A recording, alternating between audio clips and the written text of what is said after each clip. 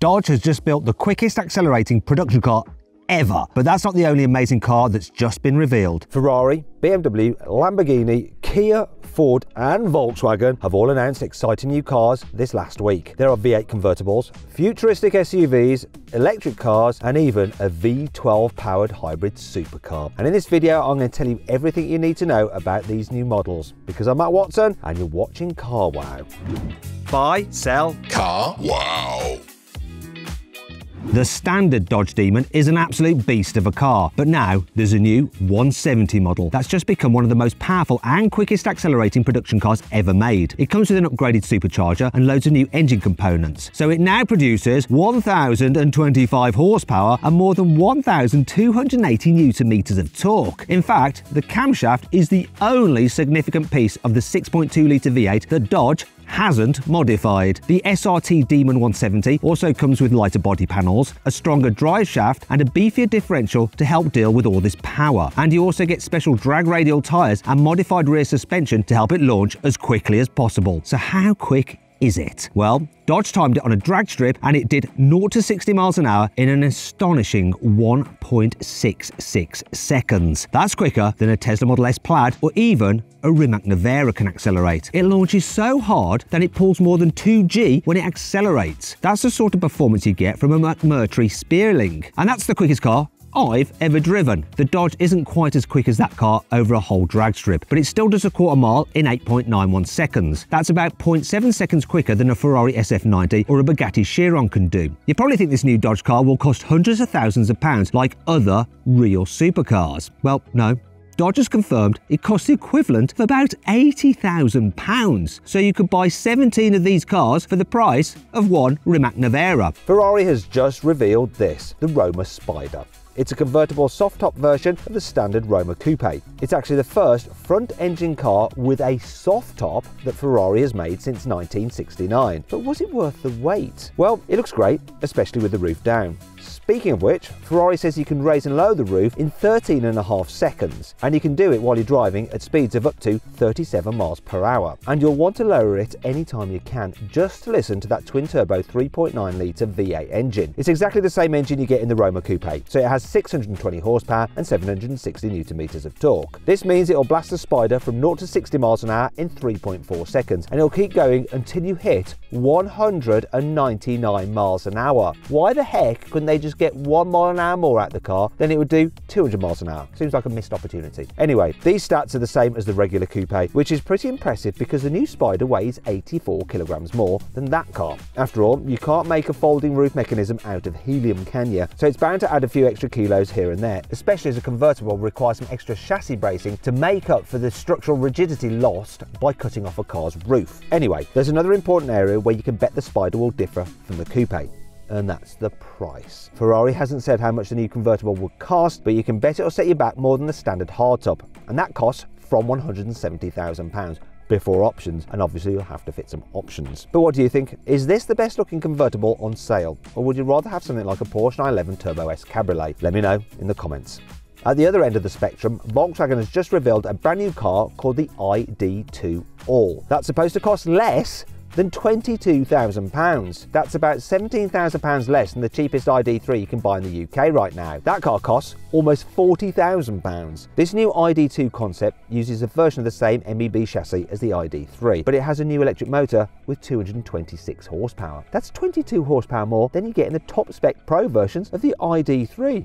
So it should be pretty nippy. Volkswagen also said the ID2 will have around 280 miles of range, which is slightly more than an entry-level ID3. The ID2's design is also supposed to show what future Volkswagen cars will look like, although I reckon it actually looks very similar to an older Golf or a Polo, which is not very futuristic now, is it? Anyhow, at least the interior looks bang up to date. It's definitely given me Tesla Model 3 vibes with that massive landscape touchscreen. When you consider the stats, it's a bit insane to think that VW is able to do the ID2 for £22,000. But do you know what? They're actually claiming there's going to be an even cheaper EV that'll cost even less than the ID2. No prizes for guessing what it will be called? Yes, it's going to definitely be the ID1, isn't it? And this is set to arrive sometime after 2025, and it could cost as little as £17,000. Though I'll believe it when I see it. At the other end of the spectrum, Lamborghini is working on a replacement for the iconic Aventador, and it's codenamed the LB744. I've already seen photos of prototypes being tested, so I know it'll look very similar to this exclusive render. But Lamborghini has just confirmed plenty of official details about this new car, and the best bit relates to the engine. This next generation supercar will get a naturally aspirated 6.5 litre V12 with 825 horsepower. Oh yes, there is no downsizing here. It'll also come with a new hybrid system, but this isn't designed to boost efficiency like in most hybrids. It's all about performance. As a result, there are two motors driving the front wheels, and there's another motor at the back to help the engine drive the rear wheels. Now this setup is very similar to that used in the four-wheel drive Ferrari SF90, and it means the new Lambo has more power than any other car Lamborghini has ever built. It cranks out a combined 1015 horsepower, which is almost 200 horsepower more than you got in the Siam or the new Countach. The new car also has a dual clutch automatic gearbox instead of the old-fashioned robotized manual like in the old Aventador. So it should launch even better than that car too. Here's an Aventador launching just for good measure. Whoa, the gear changes. Hot! Brutal, isn't it? Anyhow, Lambo's new flagship also has a chassis made out of carbon fibre and less aluminium than the old Aventador. This helps make it lighter, stiffer, and also safer in a crash. Lamborghini is expected to show off the whole car very, very soon. So make sure you subscribe to this channel and turn on your notifications by hitting the bell icon. That way you won't miss when I upload that video about the all-new Aventador replacement. Ford has just revealed an all-new electric SUV called the Explorer. You can already buy a full-sized Explorer in the USA, although that car comes with a regular petrol engine. This brand new Explorer is completely different. It's actually based on the same MEB platform as the Volkswagen ID4. Huh? What? So Ford has got into bed with Volkswagen? Who knew? Anyhow, this new Ford looks boxier than that car though, especially from the side, and I reckon the front end is a lot more eye-catching. It looks more interesting than the ID4 on the inside too. Just check out the massive 15-inch portrait infotainment screen.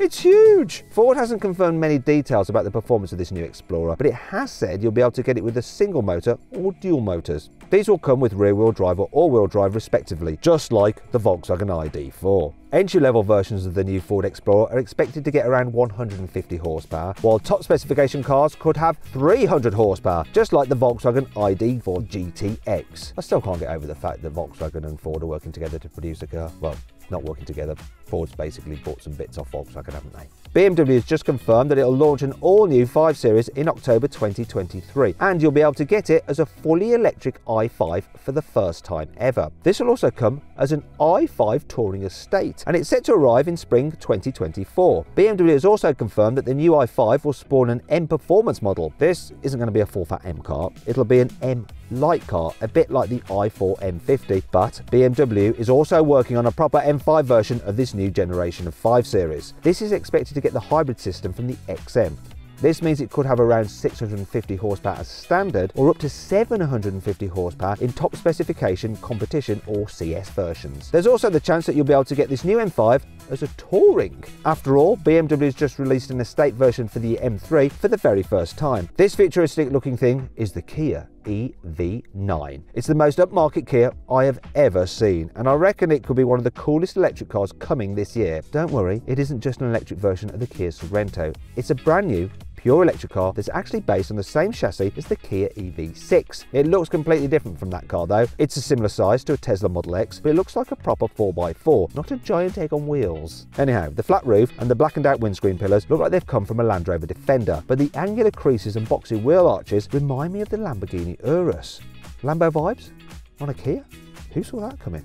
Okay, so that's where the Urus similarities end. But you can't complain about the rest of the EV9's design. There's no stupid fake grille like you get on something like the BMW iX. And the zigzag daytime running lights feel like they belong on a new Polestar. I really like the brake lights too. They look like neon strips shining through stacks of futuristic machinery. Unfortunately, the Kia EV9 doesn't look quite so wild on the inside. It's actually pretty similar to the cabin you get in the EV6. But there is one very big difference between these cars. The EV9 has 3 rows of seats, and you can get it with either 6 or 7 seats instead of 5 seats like in the EV6. The second 2 rows can recline their seats flat too, and the second row can spin around to face the passengers sitting in the very back. Kia hasn't confirmed any details about the EV9's motor motors or batteries yet, but it'll probably come with some parts from the EV6. This means the EV9 range might kick off with a 78 kilowatt-hour battery. That's the same size you get in the longest range versions of the Kia EV6, and those cars come with 328 miles of claimed range, although Kia is reportedly aiming for around 340 miles of range with its new EV9, so there's a chance it might come with an even bigger battery. But what about performance? Well, entry-level versions are expected to get a single motor and rear-wheel drive, and they'll probably have around 230 horsepower. That's the same as the entry-level EV6. Higher specification cars could get four-wheel drive thanks to a pair of electric motors, and if these are shared with the EV6, they should make a combined 325 horsepower. Kia might also fit this SUV with the 585 horsepower dual motors from the EV6 GT. That will give it as much power as a Mercedes-AMG G63. How much will this new EV9 cost though? Well, don't expect to get much change from £60,000, and that's for the entry-level car.